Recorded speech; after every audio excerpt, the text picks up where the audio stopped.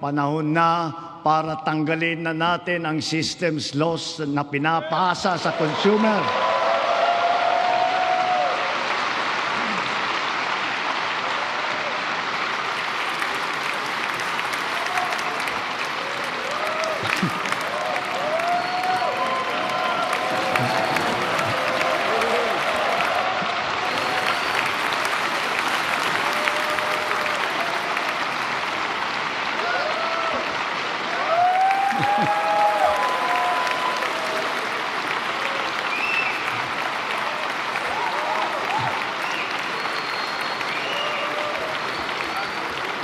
Pinapasa ito sa consumer at kinakarga sa bill na pinapatungan pa ng value-added tax.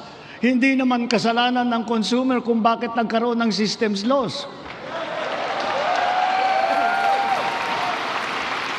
Kaya hindi naman tama na kailangan sila pa ang pagbabayarin dito.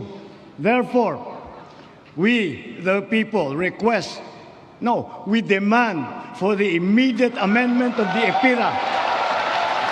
Bukod sa ilang mga plantang pinapatakbo ng krudo, nakapagdagdag tayo ng mahigit 60 plantang pinapatakbo naman ng geothermal, solar, hydro, at wind at saka ng biomass. Because of the extension as well of the Malampaya service contract until 2039, drilling operations once again resume for the first time in 8 years. What we have uncovered is truly a national treasure. An untapped reserve of 222 billion cubic feet of natural gas, which bodes well for the continuous production of our premier gas field until 2034. To put it in context, 222 billion cubic feet of natural gas is sufficient to power 1.6 million households for the next 8 years until 2034. Inspired by this development, we have already awarded a total of 14 petroleum service contracts in Luzon, Visayas, and Mindanao. By far, this is the highest number of such contracts ever to be awarded during a single term of any president in our history.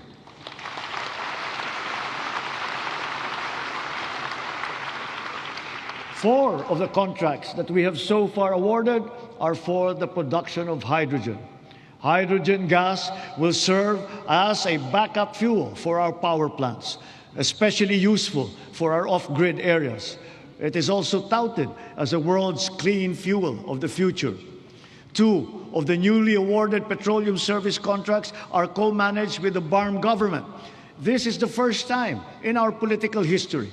BARM is now firmly set to pursue its strategic vision of energy security and total electrification for and in the Bangsamoro region.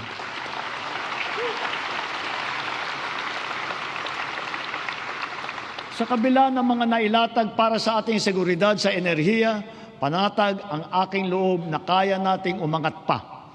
We have begun to embark on the establishment of hydrogen power plants.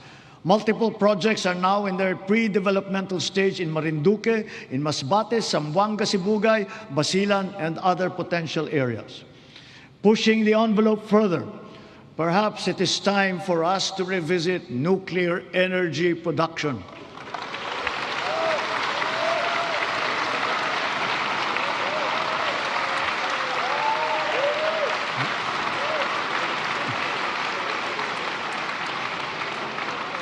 After all, we are already using nuclear energy in the fields of medicine, in agriculture, water filtration, and the upcycling of plastic.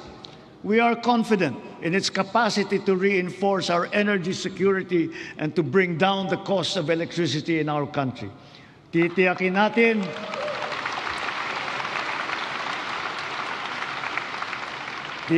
natin ito ay ligtas. Titiyakin din natin may papaliwanag na mabuti sa publiko ang magandang dulot sa atin ng enerhiyang nuklear.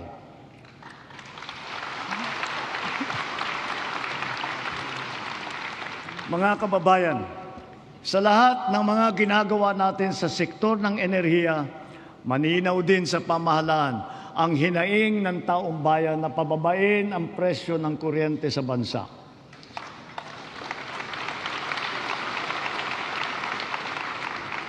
Unang-una, upang maging simple, madali at abot kaya ang pagpapakabit ng solar panel at battery storage system sa kanilang mga bahay, hinihiling ko ang tulong ng Kongreso na maipasa na ang Sariling Kuryente Act.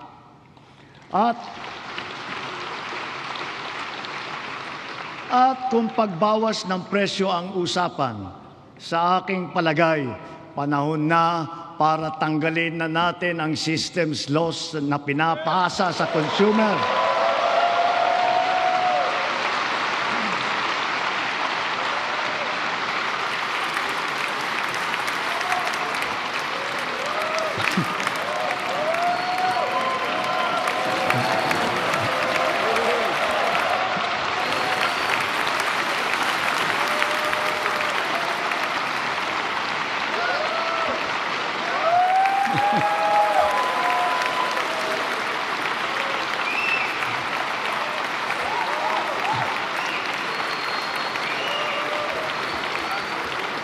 Pinapasa ito sa consumer at kinakarga sa bill na pinapatungan pa ng value-added tax. Hindi naman kasalanan ng consumer kung bakit nagkaroon ng systems loss. Kaya hindi naman tama na kailangan sila pa ang pagbabayarin dito. Therefore, we, the people, we demand for the immediate amendment of the EPIRA